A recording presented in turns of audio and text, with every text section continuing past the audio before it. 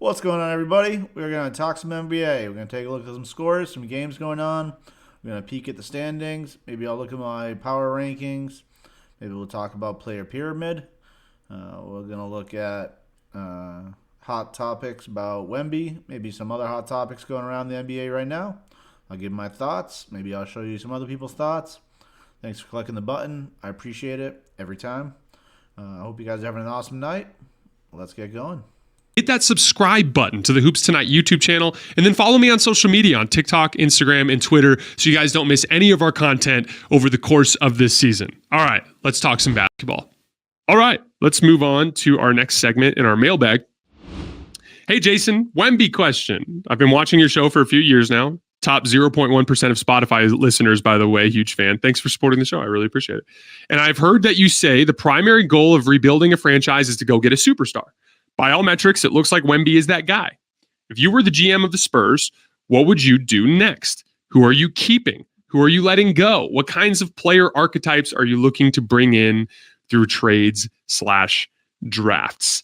And then thank you so much for your work. It has helped me understand and enjoy basketball so much more than before. Again, I sincerely appreciate the kind words and for supporting. So the initial structure is what I want to look at here. So if we agree that Victor Wembenyama is our superstar to kind of anchor everything with San Antonio, now we look at like the ideal kind of five-man lineup, right?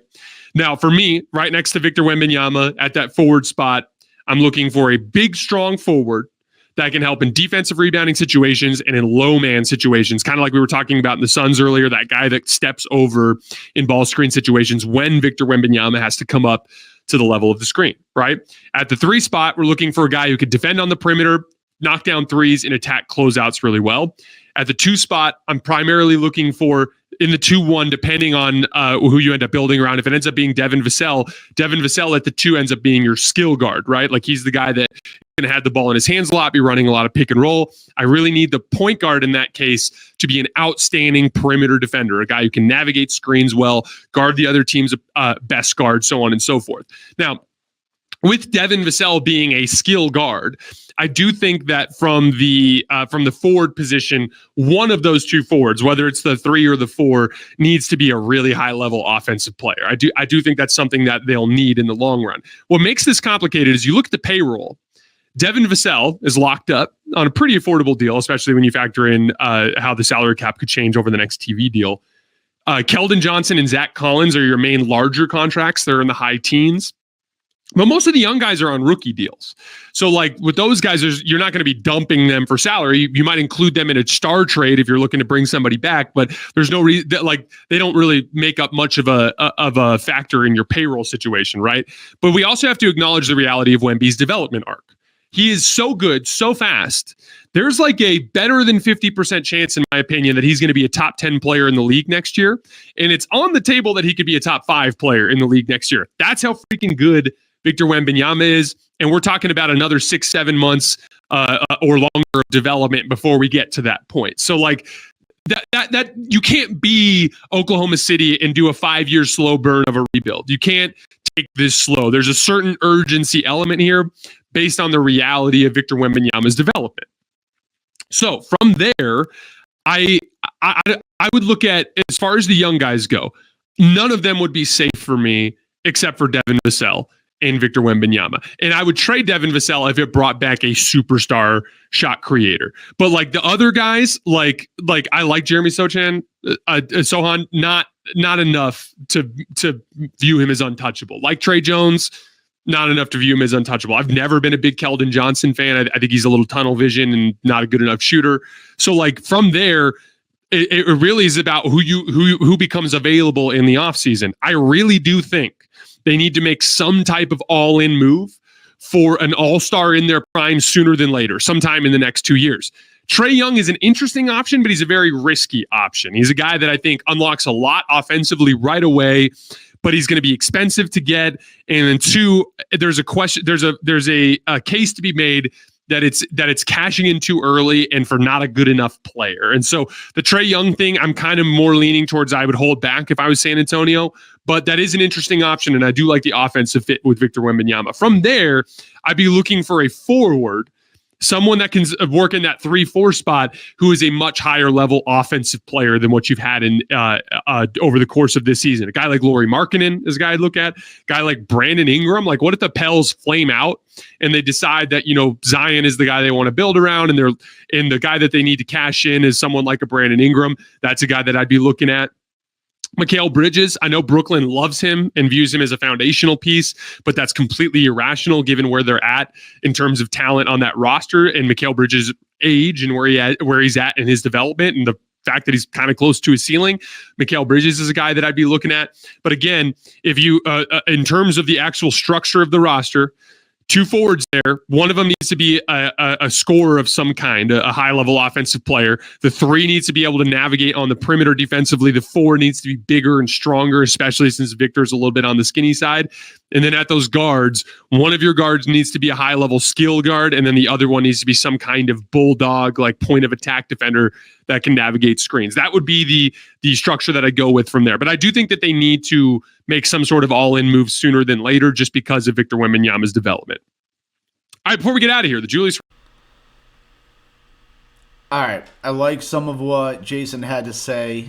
While I know Wemby is awesome right now, and I think you could build around him as a one, as your number 1 guy, as Batman. And I think you could build around him, and I think you could probably compete for a championship. I don't see the rush right now like Jason does.